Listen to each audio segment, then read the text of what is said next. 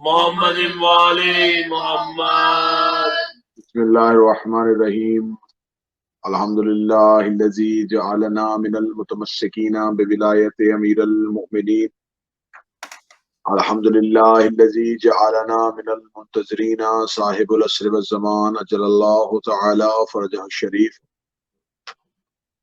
اللہم ایاک نعبد و ایاک نستعین. الصلاۃ والسلام بتحیت والاکرام علی اشرف الانبیاء والمرسلین وأولادہ الطیبین الطاہرین المعصومین ولعن اللہ تعالی علی اعدائہم اجمعین. اما بعد فقد قال حق سبحانہ تعالی فی کتابہ المجید. بسم اللہ الرحمن الرحیم. قد جاءکم من اللہ نور و کتاب مبین. اور محمد و آل محمد صلوات. اللہم صلی علی محمد وآل محمد. دعا ہے کہ رب العزت ان مجالس اعضاء کا جو سلسلہ شروع ہوا ہے، میرے آقا و مولا اس کوشش اور کاوش کو اپنی بارگاہ میں قبول و منظور فرمائے. ہمارے قابل احترام بھائی سید انتصار شاہ صاحب new Jersey U S A سے جو ان مجالس کو آن لائن پوری دنیا میں سنوا رہے ہیں، میرا مالک ان کی توفیقات میں اضافہ فرمائے، ان کو اپنی اولاد کی خوشیاں دیکھنی نصیب فرمائے، انہیں معرفت محمد و آل محمد عطا فرمائے، ان کی نسلوں کو حقیقی معنوں میں امام حسین کا عزادار فرمائے، اور جتنے بھی سامعین و ناظرین اس وقت اس مجلس کو سن رہے ہیں تمام کی توفیقات میں اضافہ فرمائے.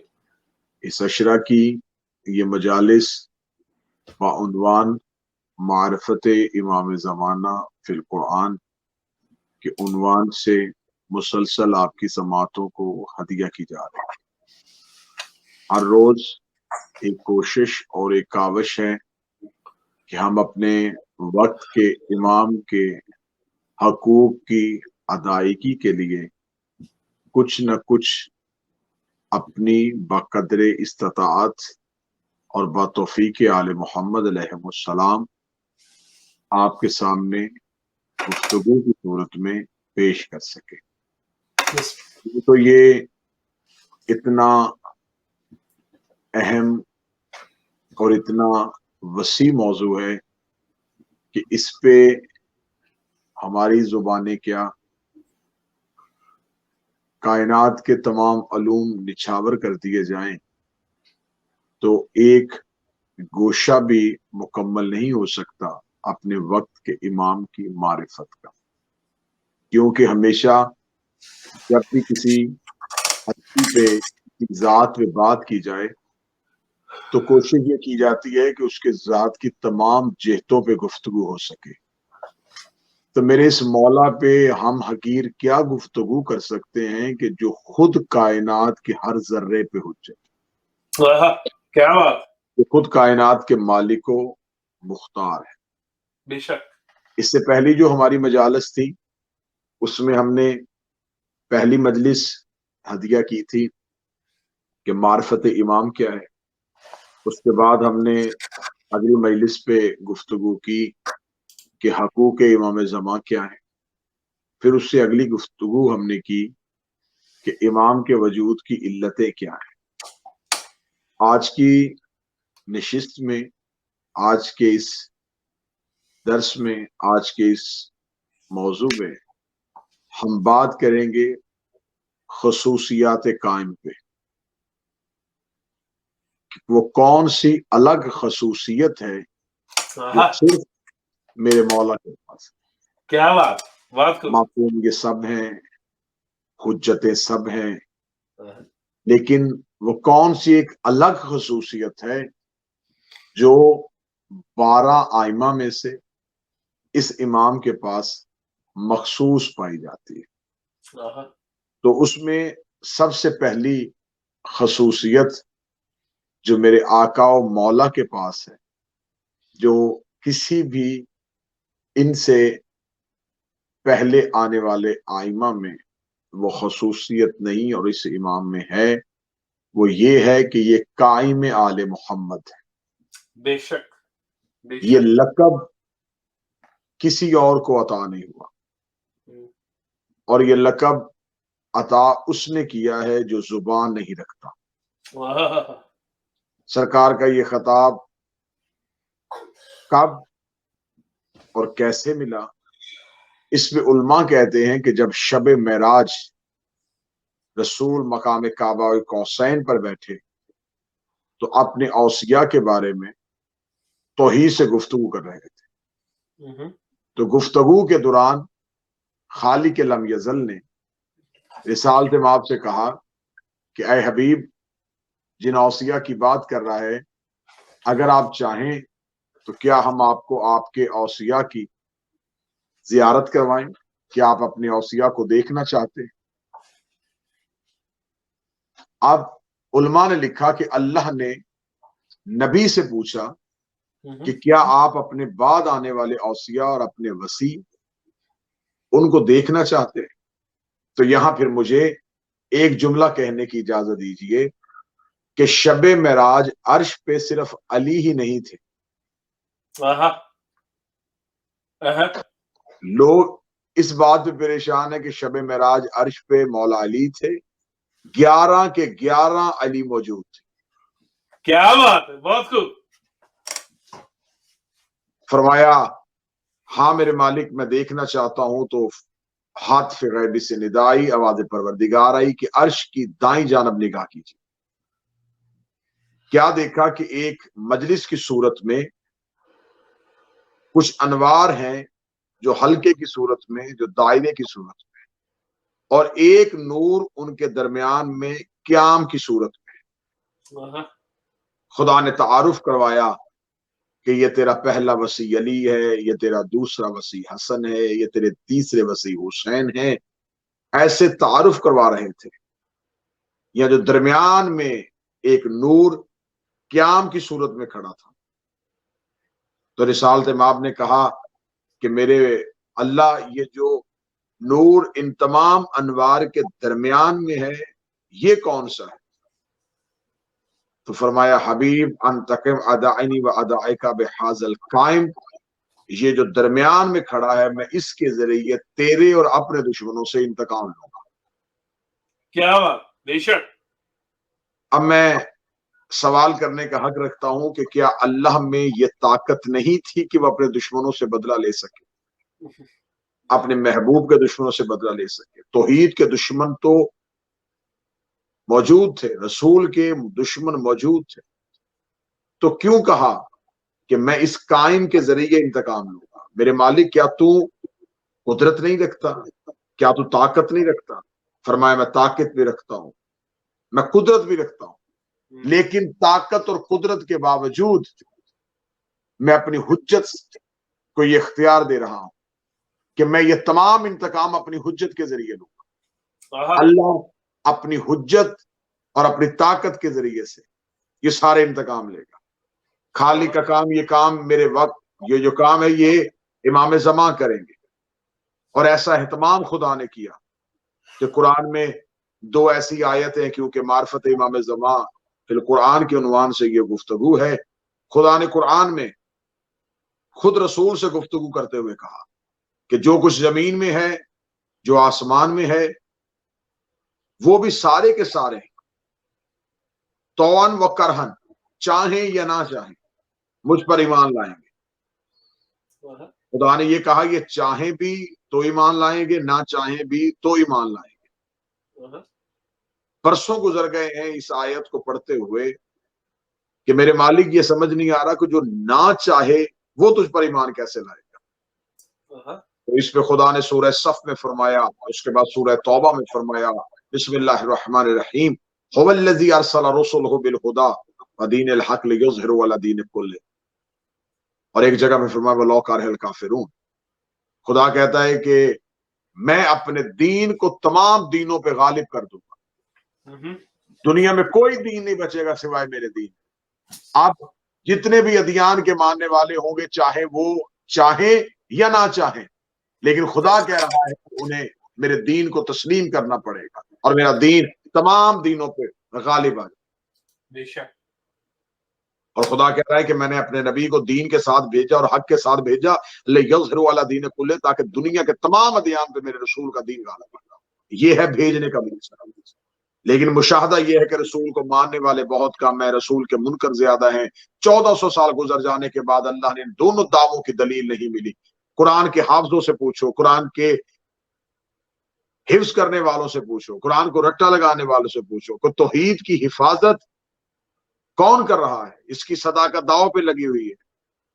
قرآن کہہ رہا ہے کہ میں تمام دینوں پہ غالب کر دوں گا، اس اپنے دین کو تمام ادیان پہ غالب کر دوں گا۔ تو بظاہر تو ہمیں ایسا کچھ نظر نہیں آ رہا، بظاہر تو ہمیں نہیں نظر آ رہا کہ اسلام تمام دینوں پہ غالب آ چکا ہے۔ تو اب نبی تو دنیا میں آنا کوئی نہیں ہے، رسول تو دنیا میں آنا کوئی نہیں ہے، تو کیا کہ خدا کا دعویٰ ادھورے کا ادھورا رہ گیا؟ معاذ اللہ، کیا اس آیت کا ابھی تک دعویٰ مکمل نہیں ہوا کہ میں اس دین کو تمام ادیان پہ غالب کر دوں گا؟ تو یہ خدا ان ادیان پہ جب غالب کرے گا تو کب غالب کرے گا؟ فرمائے ذالک یکون عند قیام القائم، جب ہمارا قائم آ جائے گا تو اللہ اس دین کو تمام دینوں پہ غالب کر دے گا۔ کیا بات ہے! نعرہ حیدری! علی ہے۔ توحید کی صداقت کی آبرو بچے گی تو قائم کے آنے کی صورت میں، مشرق سے مغرب، شمال سے جنوب، جو اللہ منوا دے گا اور دین محمدی کو پھیلا دے گا۔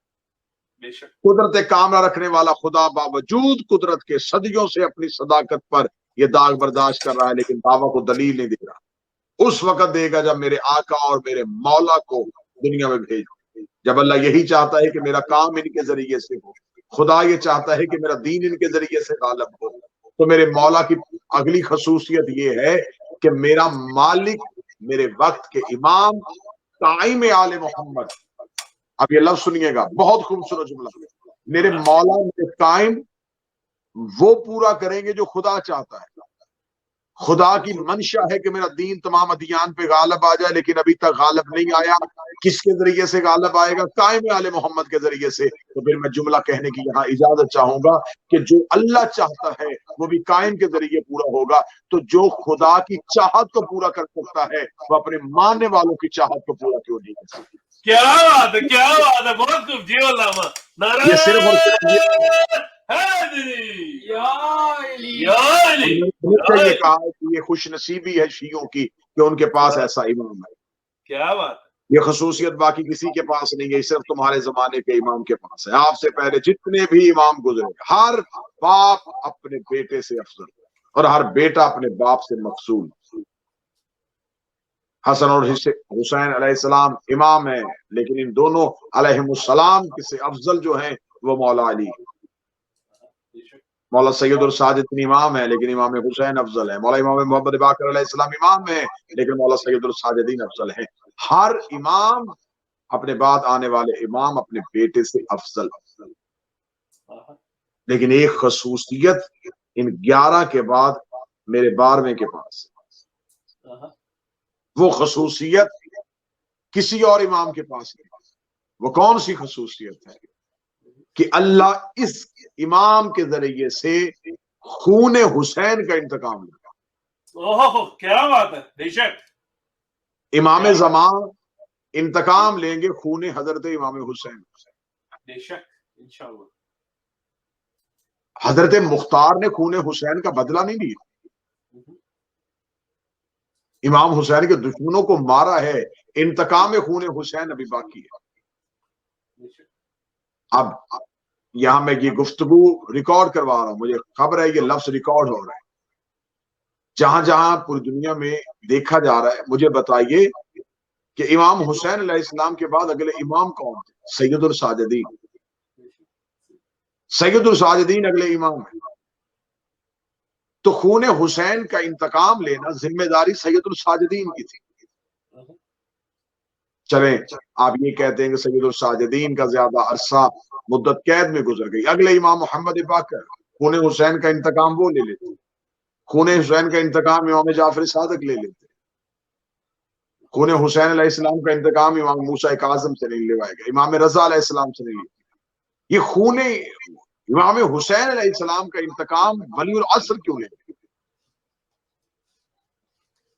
آخر یہ واقعہ، یہ حادثہ اس امام کے دور میں نہیں ہوا، اور یہ امام حسین کے فوراً بعد نہیں ہے. امام حسین علیہ السلام کی اتنا عرصہ کے بعد جو امام آ رہا ہے وہ اتنا عرصہ پہلے ہونے والے خون کا انتقام کیوں لے گا؟ تو میرا خیال ہے کہ اس کو اگر میں پھیلاؤں گا تو تاریخی اعتبار سے بات پھیلے گی، مختصر کروں گا تو ایک ہی جملے میں مختصر ہو جائے گی، اور اگر آپ ذہنی طور پہ بیدار ہیں تو جملہ آپ قبول کریں گے. اگر مولا سید الساجدین خون حسین کا انتقام لیتے تو صرف اس دور کے یزیدیوں سے انتقام خون حسین قائم کے ذمے اس لیے ہے تاکہ قیامت تک کے یزیدیوں سے انتقام لے سکے. کیا بات ہے، بہت خوب. نعرہ حیدری علی ہے. امام ولی العصر نے جو انتقام لینا ہے وہ صرف اور صرف اس دور کا انتقام نہیں لینا، بلکہ ہر دور کے دشمن حسین سے، ہر دور کے دشمن امام سے انتقام لینا. بے شک.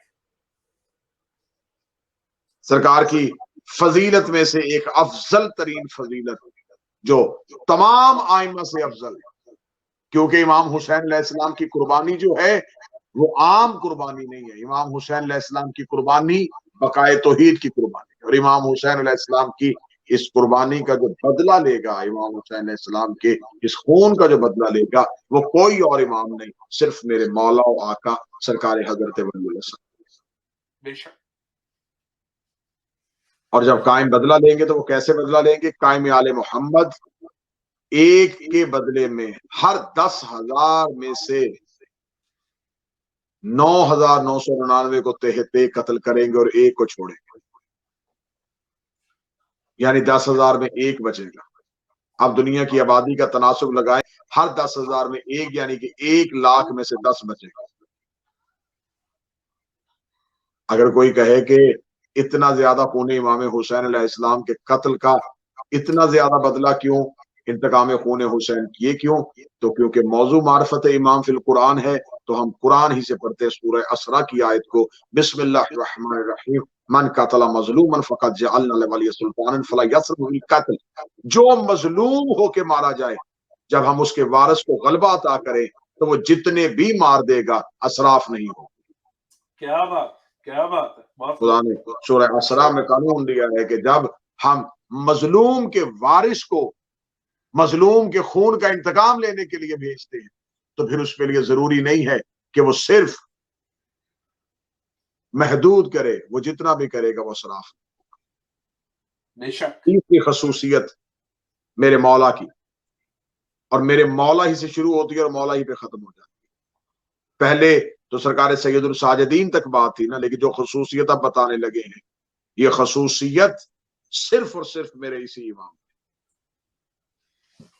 اور کتنی بڑی خصوصیت ہے، اگر آپ اس جملے کو تھوڑا سا گہرائی میں جا کے محسوس کریں گے تو بہت بہتر طریقے سے محسوس کریں گے. اس میرے مولا کے پاس اگلی خصوصیت یہ ہے، جب سے دنیا میں آئے ہیں تب سے لے کے آج تک انہیں کبھی غیر معصوم نے مس نہیں کیا. کیا بات، کیا بات. بے شک. انہیں غیر معصوم نے چھوا تک نہیں. رسالت باب کی ملاقاتیں یہودیوں سے رہی ہیں، امیر المومنین نے منافقین کے ساتھ جنگ کی ہے، ہر ایک امام نے ظالموں کے درمیان بھی زندگی گزاری، منافقوں کے درمیان بھی زندگی گزاری، رسالت باب نے یہودیوں اور کفار کے درمیان بھی زندگی گزاری.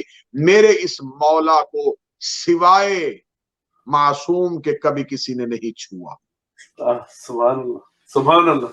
جی علامہ جی. یہ کوئی کم خصوصیت تو نہیں ہے، یہ کوئی عام خصوصیت تو نہیں ہے کہ میرے مولا کو سوائے معصوم کے کوئی نہیں چھوا. اگر میرے مولا کو ابھی تک کسی غیر معصوم نے چھوا نہیں تو پھر مجھے، کیونکہ موضوع معرفت امام فی القرآن ہے، تو پھر مجھے یہاں قرآن کی آیت پڑھنے دیجئے گا، انہ القرآن الکریم فی کتاب مکنون لا یمسح الا المطہرون. یہ عزت والے قرآن کی قسم ہے، یہ چھپی ہوئی کتاب ہے جسے سوائے مطہرون کے کوئی چھو نہیں سکتا. بے شک، بے شک. اللہ قرآن میں کہتا ہے کہ میرے قرآن کے اندر ایک چھپی ہوئی کتاب ہے جسے سوائے مطہرون کے کوئی نہیں چھو سکتا. وہ جو چھپی ہوئی کتاب ہے وہ سرکار ولی العصر. نعرہ حیدری. کہ میرے مولا و آقا وہ کتاب و مکنون ہے جسے سوائے طاہرین کے کوئی نہیں چھو سکتا. بے شک بے شک. چوتھی خصوصیت میرے مولا کی، میرے زمانے کے امام کے حصے میں وہ دن آیا جو سید الایام، کیونکہ آج شب جمعہ بھی ہے، اور شب جمعہ جہاں فضیلت والی ہے تو اس مولا کا تذکرہ شب جمعہ میں ہو، یہ جملہ نہ کہا جائے کہ میرے مولا کے حصے میں دن وہ آیا جو سید الایام ہے، یعنی کہ جمعہ. بے شک. یہ جو ہمارے ہاں نام رکھے جاتے ہیں، یہ نام عربی زبان میں یہ نام نہیں ہے. عربی زبان میں ہفتہ کو یوم السبت کہتے ہیں، سبت کا دن. اتوار کو یوم الاحد کہتے ہیں، ایک کا دن. سوموار کو یوم الاثنین کہتے ہیں، دو کا دن. منگل کو یوم الثلاثہ کہتے ہیں، تین کا دن. بدھ کو یوم الاربعاء کہتے ہیں، چار کا دن. جمعرات کو یوم الخمیس کہتے ہیں، لشکر والے کا دن. یوم السبت معصوم سے فرمایا یہ رسول کا دن. مفاتیح الجنان شیخ محمد عباس قمی کی اٹھا کے دیکھ لیں، جہاں دنوں کی مخصوص دعائیں ہیں تو وہاں ہفتے والے دن کی جو نماز ہے وہ سرکار رسالت مآب کے نام کے ساتھ. یوم السبت رسول کا دن، پھر اس کے بعد دو کا دن، پھر اس کے بعد تین آئمہ کا دن، پھر چار آئمہ کا دن. لشکر والا دن یعنی کہ لشکر عربی زبان میں عسکر کو کہتے ہیں، اور عسکری یعنی کہ لشکر والا 11ویں کا دن. اور پھر اس کے بعد جو اگلا دن آتا ہے یوم الجمعہ، جمع کرنے والا دن یعنی کہ قائم آل محمد کا دن. اللہم صلی علی محمد. سرکار حضرت امام علی نقی علیہ السلام، اللہم صلی علی اللہم صلی علی محمد. ایک شخص نے سوال کیا، مولا آپ کے نانا کی حدیث ہے کہ ایام سے دشمنی نہ کرنا، وہ تم سے دشمنی کریں گے، تو مولا دن ہم سے دشمنی کیسے کرتے ہیں؟ دن ہمارا کیا بگاڑ سکتے؟ مولا نے فرمایا ایام سے مراد وہ نہیں جو تم سمجھ رہے. مولا نے اس نے کہا مولا پھر کیا ہے؟ فرمایا السبت اسم رسول اللہ، سبت نام ہے رسول اللہ کا. والعاہد امیر المومنین، والاثنین الحسن والحسین، والثلاث علی بن الموسیٰ ومحمد ابن علی، وانا والخمیس ابن والجمعہ ابن ابنی. فرمایا سبت سے مراد رسول ہے، احد یعنی ایک سے مراد امیر المومنین ہے، اسنین یعنی دو سے مراد حسنین شریفین ہیں، پھر ثلاثہ تین سے مراد چوتھے، پانچویں اور چھٹے امام ہیں، الاربع یعنی چار سے مراد ساتویں، آٹھویں اور نویں امام ہیں. یوم الخمیس لشکر والے دن سے مراد میرا بیٹا عسکری ہے، اور جمعہ میرے بیٹے قائم کا نام. اللہم صلی علی محمد. خدا قرآن میں کہتا ہے بسم اللہ الرحمن الرحیم، یا ایھا الذین آمنوا اذا نودی للصلاۃ من یوم الجمعہ فاسعوا الی الذکر. اے ایمان والو، جب یوم جمعہ کی طرف ندا دی جائے، جب جمعہ تمہیں بلائے، جب قائم تمہیں بلائے تو اس کی طرف دوڑو. جمعہ ہے اجتماع کا دن، اکٹھا کرنے کا دن، جب میرے مولا آئیں گے اور اپنے ماننے والوں کو ایک جگہ پہ اکٹھا کریں گے. ہر ایک نے لکھا کہ جمعہ والے دن میرے آقا و مولا کا ظہور. ہر دن ایک نہ ایک امام کے ساتھ منسوب ہے. جمعہ کے دن امام زمانہ کی زیارت پڑھی جاتی ہے، اور زیارت پڑھتے ہوئے آخر میں کہتے ہیں یا مولا یا صاحب الزمان ھذا یوم الجمعہ والیوم المتوقع. میرے مولا سلام ہو آپ پر کہ آج جمعہ کا دن ہے اور یہی دن آپ کا ہے، اور آپ کا متوقع ظہور بھی اسی دن ہوگا. پھر اس کے آگے کہا جاتا ہے کہ آج کے دن میں آپ کی پناہ میں ہوں اور آپ کی میزبانی میں ہوں. یعنی کہ جمعہ والا دن آپ کے ظہور کا دن ہے، آپ کے آنے کا دن ہے. میں آپ کا مہمان ہوں، آپ کی پناہ میں ہوں. سید علی ابن طاؤس نے اقبال العلام امال تک یہ دعا لکھی ہے کہ صدیوں سے مذہب شیعہ میں جتنے علماء گزرے ہیں ان سب نے کہا ہے کہ اگر وہ رزق نہیں دیتے تو مہمانی کیسے؟ یا تو ہمارے سامنے موجود ہوتے، ہمیں پتا ہوتا کہ وہ ہمارے سامنے ہیں، پھر ہم اسے کہتے. تو معصوم سے پوچھا گیا، مولا نے فرمایا کوئی مشرق میں ہے، کوئی مغرب میں ہے، کوئی شمال میں ہے، کوئی جنوب میں ہے، روئے زمین پر بسنے والے ہر شیعہ کو یہ حکم ہے کہ وہ جمعہ والے دن یہ کہے مولا میں تیرا مہمان ہوں، میں تیری پناہ میں ہوں، کیونکہ جمعہ میرے قائم کا دن۔ یہ خصوصیت میرے زمانے کے امام کے ساتھ منسوب ہے، جو سید الایام ہے، جو برکتوں والا دن ہے، اسے اپنے اس مولا و آقا کے ساتھ منسوب کیا گیا۔ مولا کا نام لینا مولا کے ظہور تک ممنوع ہے، مولا کا نام نہیں لے سکتے آپ۔ مولا کو القابات کے ساتھ پکار سکتے ہیں، جو مولا کا حقیقی اسم ہے، جو نبی کا اسم ہے، اس اسم سے پکارنا مولا کے ظہور تک منع ہے۔ جمعہ کے دن جب نماز پڑھانے کے لیے جمعہ کا خطبہ دیا جاتا ہے تو جو ہی میرے مولا کا نام آتا ہے خطبہ دینے والا بھی کھڑا ہو جاتا ہے، سننے والے پہ بھی واجب ہے کھڑا ہو جائے۔ بے شک۔ تو یہاں میں سوال کرنے کا حق رکھتا ہوں کہ یہ کھڑا ہونے کا حکم جو ہے یہ کہاں سے آیا، کیوں کھڑا ہوا جاتا ہے، کس وجہ سے کھڑے ہوئے جاتا ہے؟ یعنی توحید کا ذکر آئے تو کھڑے نہیں ہونے کا حکم۔ اس خطبے میں خدا کا نام ہے لیکن بیٹھے رہے، رسول کا نام بیٹھے رہو، علی کا نام بیٹھے رہو، 11 کے 11 آئمہ کے نام آتے اٹھنے کا حکم ہے، لیکن جو ہی 12ویں مولا کا نام آئے تو اب اٹھو۔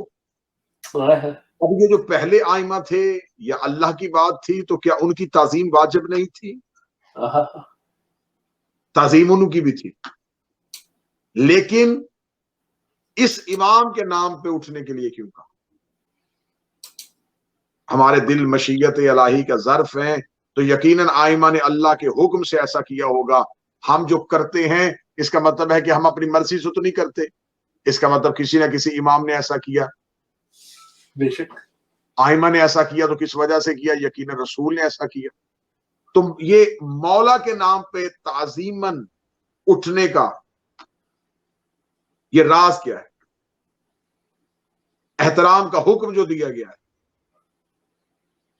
اے میرے مولا،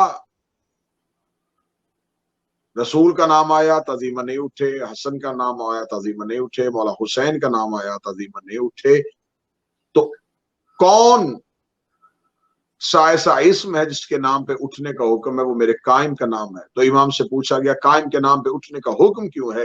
فرمایا اس لیے کہ یہ ہمارے قائم کا تذکرہ ہے، اس پہ مومن اس لیے اٹھ کے کھڑا ہو جاتا ہے کہ ہر وقت امام کی نصرت کے لیے اپنے آپ کو ایسے ہی کھڑے رکھو۔ کیا بات ہے، نعرہ حیدری علی حق، کیا بات۔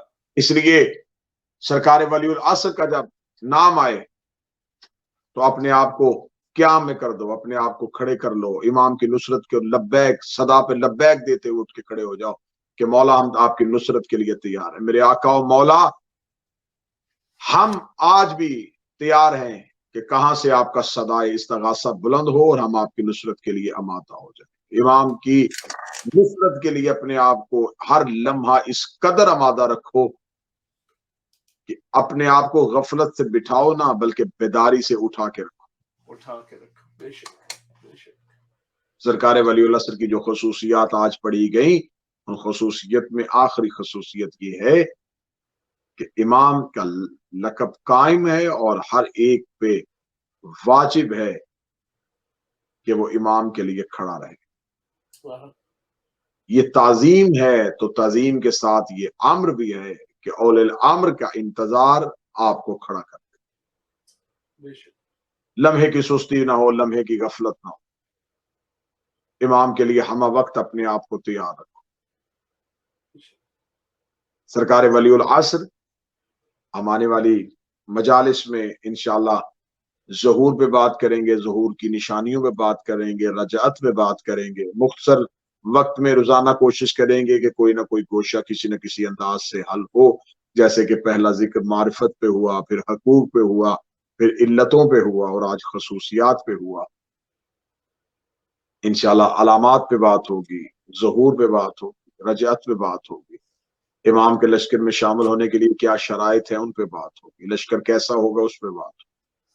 दुआ है कि हमारी जिंदगी में मौला हमें वो दिन दिखाए कि हमारे आका और मौला का ज़हूर हो और हम अपने मौला की आवाज पे लब्बैक कह सकें, अपने मौला की सदा पे लब्बैक कह सकें। आज भी ज़ियारत अशूरा पे कहते हैं काश हम करबला में होते तो मौला हम आप पे कुर्बान हो जाते। ये काश हसरत है, यही हसरत जो है वो हम अपने वक्त के इमाम के लिए बचा के रखे हुए हैं कि मौला अगर हम करबला में नहीं है तो हमने आपके दौर को पाया। मौला हमें इतनी तौफीक दीजिएगा कि जब आप हमें नुसरत के लिए बुलाएं तो हम आपकी मदद के लिए आ सकें। नुसरत जिन सहाबा ने इमाम हुसैन अलैहिस्सलाम की थी वो आज तारीख इस्लाम के चमकते हुए सितारे बन गए। 9 लाख का लश्कर यजीद लेके आया था, लेकिन उसमें से किसी एक का भी नहीं पता कि वो कौन आया था। ऐसा ही। और क्या कहने हुसैन इब्न अली तेरे लश्कर के, तेरे घोड़ों के नाम भी आज तक तारीख में महफूज है। यजीद के सिपा सलार लोग भूल गए, हुसैन के जानवरों को लोग नहीं। ये खबर ही नहीं है कि कौन सा दस्ता कौन लेके आया था, लेकिन आज भी मौरख ने लिखा है कि अशल पे कौन बैठा था, उकाब पे कौन बैठा था, मुर्तजिज पे क्या बात। जो थोड़ी देर के लिए हैवान इनके साथ नुसरत पे शामिल हो जाए, ये हमेशा हमेशा के लिए उसे अमर कर दे। वफा हैवानों ने की तो इन्होंने हैवानों को मौत पर कर दिया। आज पूरी दुनिया में इमाम हुसैन अलैहिस्सलाम के जुलजना की याद में घोड़ा निकाल के उसका एहतराम किया जाता है। तो एहतराम हम जानवर का नहीं कर रहे, एहतराम उस निस्बत का कर रहे हैं जिसने उस जानवर को कई इंसानों से ज्यादा मोतबर बना दिया। बेशक बेशक बेशक। इनसे वफा जानवर भी करे तो वो काबिल ताजीम हो जाता है, और इंसान हो के इनसे वफा ना करे तो वो काबिल नफरत हो जाता है। दुश्मनों ने अहले बैत पर लानत बेशुमार, जो ना करे उस पर भी लानत बेशुमार। दुख सितम जुल्म यही कि रसूल की बेटियों को पाबंद रसन कूफा और शाम के बाजारों में फिराया। करबला बढ़ती जा रही है, अयाम गुजरते जा रहे हैं, हर रात आने वाले गम का पैगाम लेके आ रही, हर रात आने वाले दुख का पैगाम लेके आ रही। इमाम हुसैन अलैहिस्सलाम आज़िम सफर हैं। 2 मुहर्रमुल हराम इमाम हुसैन अलैहिस्सलाम करबला के वसी और अरीज सहरा में पहुंचते हैं। सहरा में पहुंच के इमाम हुसैन अलैहिस्सलाम वहां इरादा क़याम करते हैं और बनी असद के लोगों से उस जगह का नाम पूछते हैं। जब बताया जाता है कि इसका नाम गाजरिया है, इसका नाम नैनवा है, इसका नाम दश्ते बला है, इसका नाम करबो बला है, तो इमाम हुसैन उसी सरजमीन की रेत को उठा के अपनी मुट्ठी पे उस रेत को फेंक के कहते हैं कालू इन्ना लिल्लाहि व इन्ना इलैहि राजिऊन, यकीनन यही वो जगह है जहां हम सिजदा करें, यकीनन यही वो जगह है जो अल्लाह ने हुसैन इब्न अली के लिए वक़फ की थी। आज भी उस सरजमीन को जन्नत मुअल्ला बना दिया हुसैन अली। लश्कर पे लश्कर, फौजों के ताजा दम दस्ते हुसैन इब्न अली का रास्ता रोकने के लिए आ गए। हुसैन इब्न अली करबला में उतरते हैं, कबीला बनी असद के बुजुर्गों को बुलाया जाता है और हुसैन इब्न अली उनसे दरियाफ्त करते हैं कि मुझे बताओ, मैं इस जमीन को खरीदना चाहता हूँ। 60,000 दिनार में जमीन की मलकियत तय पाती और हुसैन इब्न अली कहते हैं कि मैं इस जमीन को इस शर्त पे तुम्हारे नाम पे हिबा करूंगा, पहली शर्त है हमारी लाशों की तदफीन कर देना, दूसरी शर्त है मेरे आए हुए मेहमानों की खिदमत करना, जो ज़ायरीन मेरी ज़ियारत के लिए आए उनकी खिदमत करना। आज लोग हमसे सवाल करते हैं कि आप हर साल इमाम हुसैन का गम क्यों मनाते हैं? हर साल आप कोई तज़किरा इतना नहीं करते, इस तज़किरे को इस कदर क्यों दोहराया जाता है? इस वजह से कि इस तज़किरे में मजलूमियत इतनी है, इस तज़किरे में कोई भी नबी इस तरह का मजलूम नहीं जिस तरह के हुसैन इब्न अली मजलूम। इमाम हुसैन इब्न अली की कुर्बानी तारीख इस्लाम की वो बेमिसाल कुर्बानी है कि जहां हुसैन इब्न अली ने अपने साथियों के साथ, अपने अंसार के साथ करबला की रेत पे कैसा सजदा हक अदा किया। क्या कहने उस शरीकतुल हुसैन बहन के, जो मदीना से साथ चली थी, मक्का में साथ पहुंची थी, एहरामों को साथ खोला था, सफर में हुसैन इब्न अली के साथ जो ही करबला में वरूद होता है, शहजादी आके कहती हैं कि अब्बास हुसैन से पूछे ये कौन सी जमीन है? मौला अब्बास कहते हैं आलिया से कहो ये करबो बला है। करबो बला का नाम आना था। शहजादी ज़ैनब कहती हैं हुसैन को मेरी अमारी के करीब बुलाइए। हुसैन इब्न अली अमारी के करीब जाते हैं। शहजादी रो के कहती है हुसैन क्या ये वही करबला है? हुसैन कहते हैं आलिया कौन सी करबला?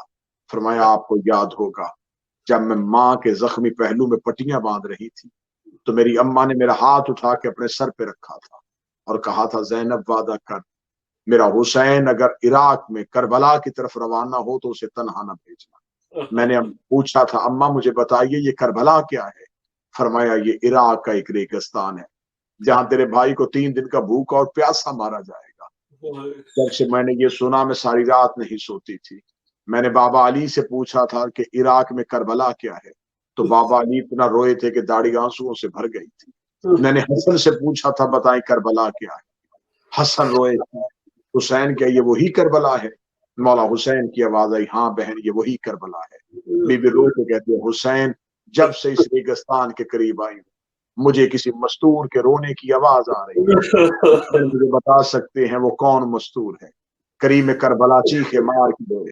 फरमाया ज़ैनब ये हमारी माँ फातिमा है। अम्मा फातिमा का नाम आना था। आलिया तड़प गई, रो के कहती अम्मा फातिमा इन टीलों पे? हुसैन इब्न अली की आवाज आई जब से हमने मदीना छोड़ा है हमारी माँ ने मदीना छोड़ दिया है, हमारी अम्मा बतिया में नहीं, हमारे साथ आज़म सफर है। इतना कहना था। शहजादी देख के कहती है अम्मा जहां बेटे का सब्र देखना वहां बेटी की कुर्बानी भी देखना। इतना जुमला कहना था। बहन और भाई के रोने की आवाज अब्बास के घोड़े के तक पहुंची। सखी अबुल फजल अब्बास ने अपने घोड़े को दौड़ाया, वहां पे गए जहां मौला हुसैन खड़े थे, जाके रो के कहा मौला क्या आप मुझे बता सकते हैं इस गिरिया की वजह क्या है?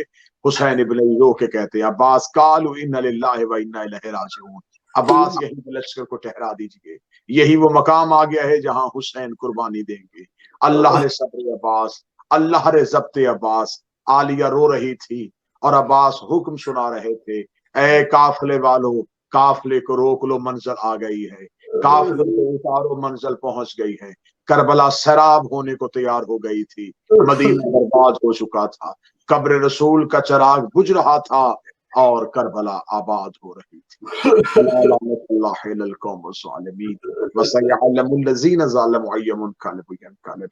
मेरा मालिक मेरा खालिक हमारी इस मेहनत को कबूल फरमाए, हमारी इबादत को कबूल फरमाए।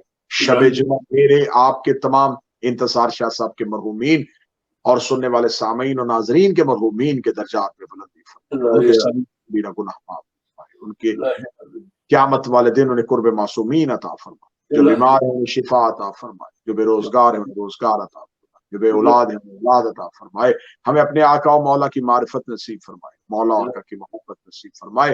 रब्बना तकब्बल मिन्ना इन्नका अंतस समीउ आमीन या रब्बुल आलमीन। अल्लाहुम्मा सल्लि अला मुहम्मद। मातम